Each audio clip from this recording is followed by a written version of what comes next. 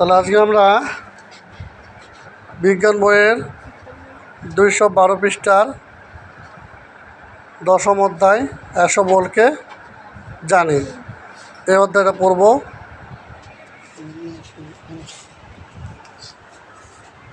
অধ্যায়ের নাম হচ্ছে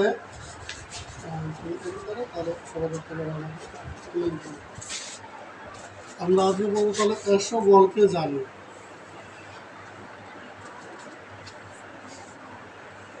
বলকে জানি আমি খুব অল্প অল্প করে পড়াবো, ঠিক আছে? এখানে একটা শব্দ আছে বল। এই বল কোনো ফুটবল না, ফুটবল না। এই বলটা হচ্ছে যেমন যেটা কোনো চলন্ত বস্তুকে থামাতে সাহায্য করে বা কোনো স্থির বস্তুকে চলতে সাহায্য করে, সেটা হচ্ছে বল।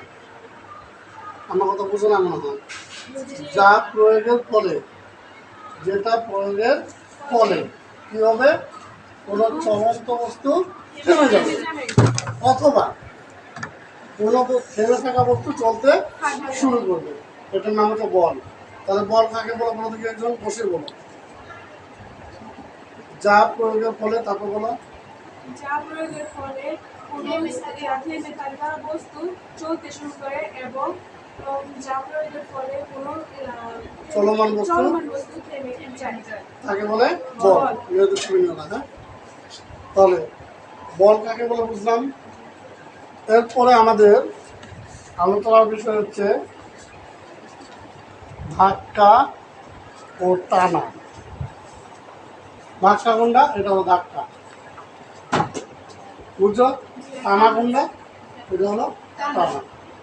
ধাক্কা দিতে কি প্রয়োগ করতে হয়? বল। টানতে কি প্রয়োগ করতে হয়? বল। তাহলে এই বলের উপর ভিত্তি করে আমাদের একটা প্রচলিত গল্প আছে, যে গল্পটা ওই যে নিউটন আপেল গাছের নিচে বসেছিল, বসে থাকার ফলে কী হয়েছিল, উপর থেকে একটা আপেল পড়ছিল, তখন সে চিন্তা করলো আপেলটা কেন নিচের দিকে পড়বে, অভিকর্ষ বলের কারণে। কারণ পৃথিবীর যে কোনো বস্তুকে কী করে নিচের দিকে টানে। তো আজকে আমরা নিউটন এর উপর ভিত্তি করে 3টা সূত্র দেবো, 3টি সূত্র। বলের উপর ভিত্তি করে 3টা সূত্র দেবো। তার প্রথম সূত্রটা আমরা এখন একটু জানবো ভালো করে। ওই বলের টাইপ মনে করো এই যে ফ্যানটা চলতেছে না? ফ্যানটা চলতেছে না? যদি কিয়ামতের আগ পর্যন্ত বিদ্যুৎ দেওয়া থাকে, ফোনটা বন্ধ হবে?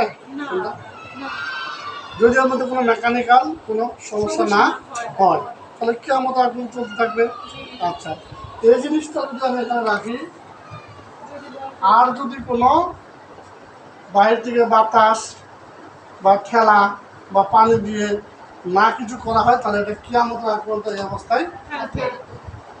আমি বলতে চাচ্ছি নিউটনের প্রথম সূত্রটা হচ্ছে কোনো বস্তুর উপর বল প্রয়োগ না করা পর্যন্ত বস্তু যে অবস্থায় আছে সে অবস্থায় থাকে, ঠিক আছে? এবং বল প্রয়োগ করলে বস্তুর অবস্থা পরিবর্তন হবে।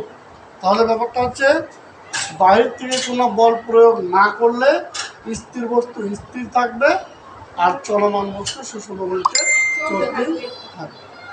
এটাই হচ্ছে নিউটনের প্রথম সূত্র। নাকি বুঝো না? বলো।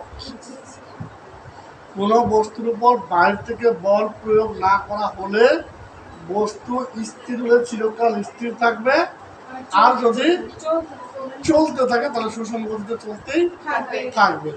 এটা হচ্ছে নিউটনের প্রথম সূত্র। এখন আমরা আর একটা জিনিস জানবো আজকে, এই জন্য এটা জিনিস জানা শেষ। জড়তা।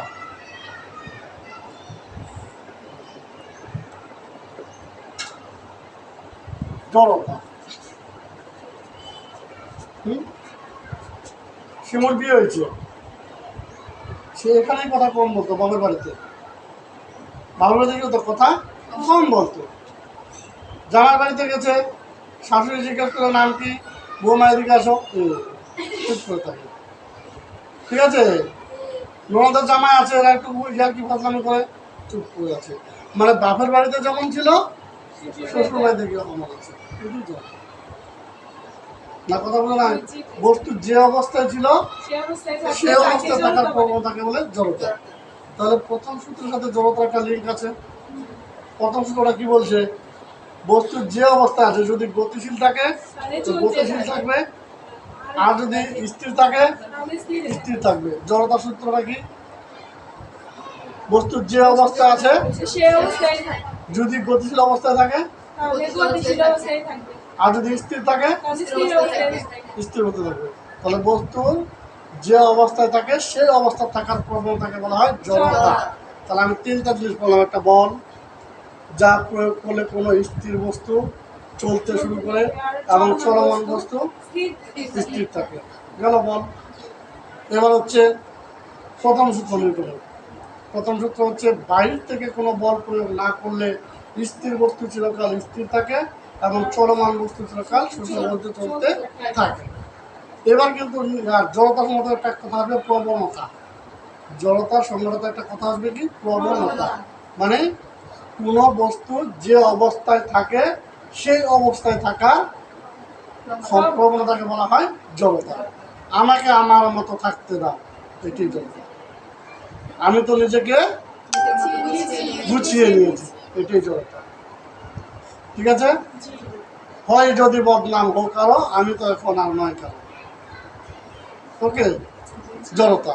তাহলে জড়তা বুঝেছ? জি। তাহলে ধন্যবাদ সবাইকে, বাই বাই, আসসালামু আলাইকুম।